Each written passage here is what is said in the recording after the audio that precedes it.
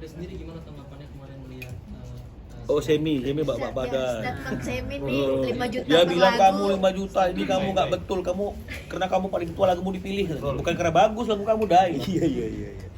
Ya saya memang paling tua memang di Krispati memang.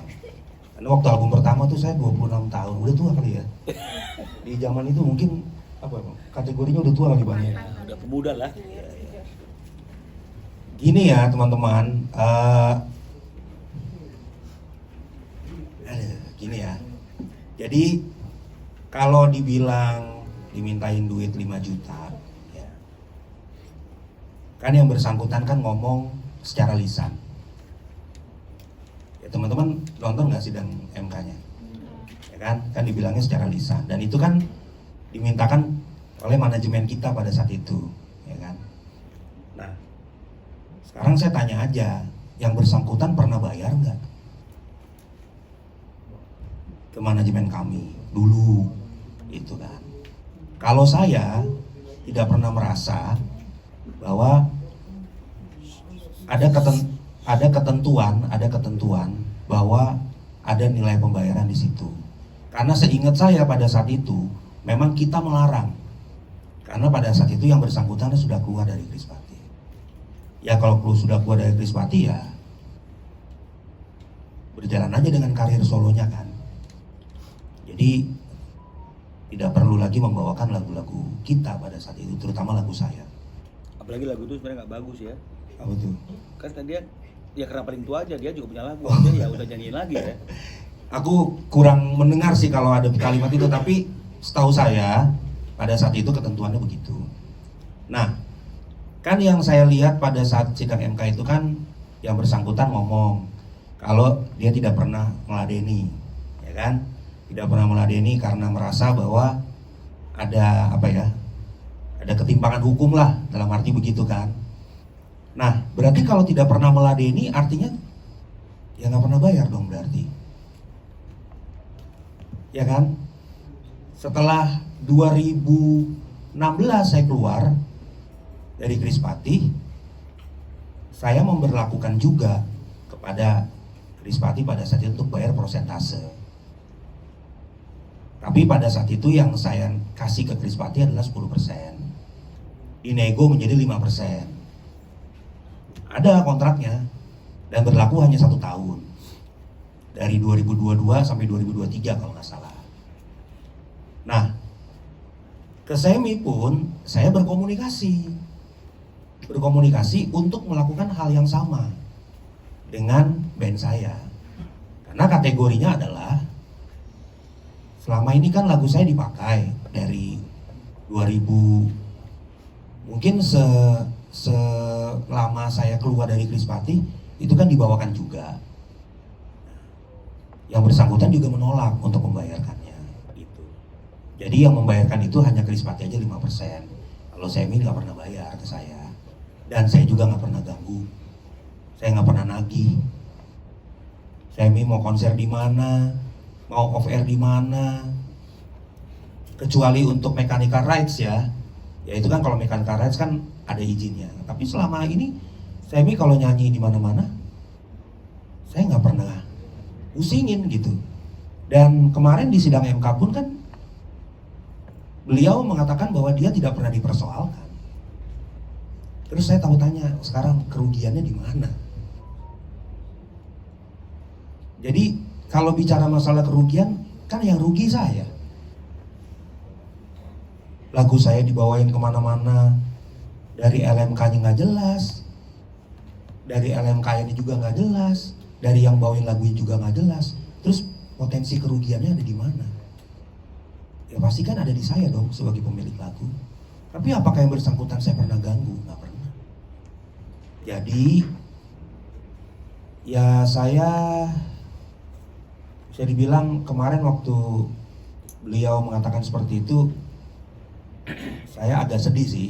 Maksudnya sedihnya dalam arti bukan galau, bukan baper, enggak. Saya cuma bingung gitu kan. Maksudnya selama ini kalau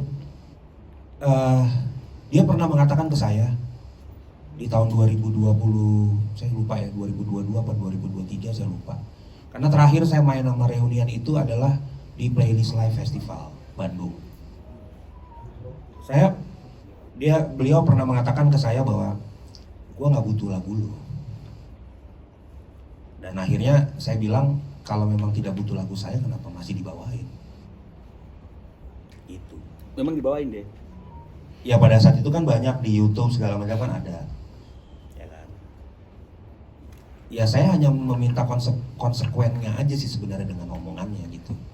Karena kan Semi juga lagu solonya juga banyak yang bagus kan. Dan dia punya single hits yang kuat juga gitu. Jadi saya pikir harusnya dia lebih percaya diri daripada bawain lagu saya. Itu aja.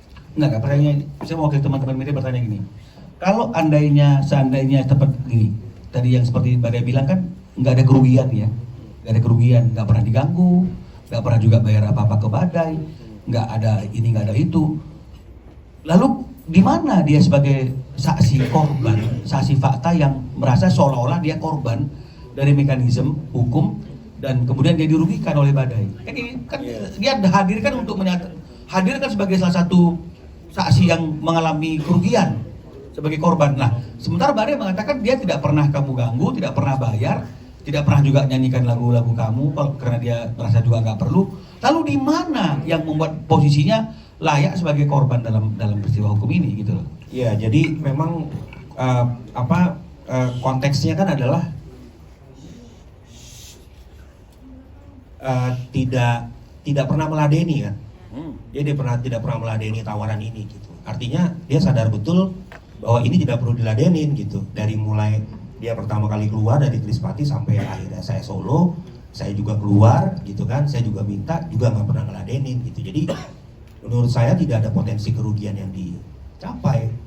Justru ketika saya tidak pernah mempermasalahkan Semi bawain lagu saya di mana aja, termasuk ada satu konser tunggalnya dia juga yang kemarin gitu kan, dan banyak juga yang nge-DM saya masih dibawain kok lagunya gitu, ya kan, dan itu pun saya nggak permasalahkan gitu.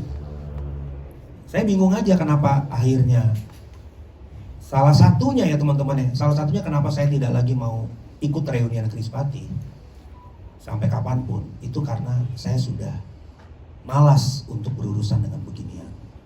Saya memilih menjauh dan menghindari ini semua. Tapi kemarin saya dijadikan lagi bahan-bahan seperti ini gitu. Padahal secara kerugian saya yang rugi sebenarnya. Sementara yang bersangkutan tetap bisa bawain lagu saya tanpa saya ganggu. Mas Badai, apakah salah satu kemarin juga bentuk menghindari konflik bertemu dengan Semi, dia memilih tidak datang ke MK? Oh enggak, saya kemarin nggak bisa datang karena saya ada kerjaan. Saya ada pekerjaan studio. Absensi udah keluar sih. Dan kantor juga saya sekarang ada perusahaan sendiri, jadi saya memang tidak datang, dan saya baru dikasih tahu bahwa Semi menjadi saksi gitu di situ. Bukan berarti untuk menghindari Semi? Enggak lah, ngapain juga gitu, enggak Ini ada. ada satu. Baik ke Krispati atau Semi, apakah larangan itu masih ada tuh? Masih berjalan sampai sekarang nggak sih kalau Semi? Bukan larangan ya. Jadi artinya kalau mau pakai lagu pencipta, izin penciptanya itu kan sebenarnya. Iya, jadi kalau Mas tadi nanya dilarang apa enggak, coba cari aja Krispati masih bawain lagu saya nggak sampai hari ini. Masih kan? Artinya saya larang nggak? Jadi itu Saya larang nggak? Lalu kenapa Semi jadi saksi Itu dalam dia, persidangan? makanya. Apalagi dia memberikan statement, ketakutan dia katanya. Nah jadi dia tidak mau meladeni itu karena ketakutan atau karena sebagai retorika kata-kata?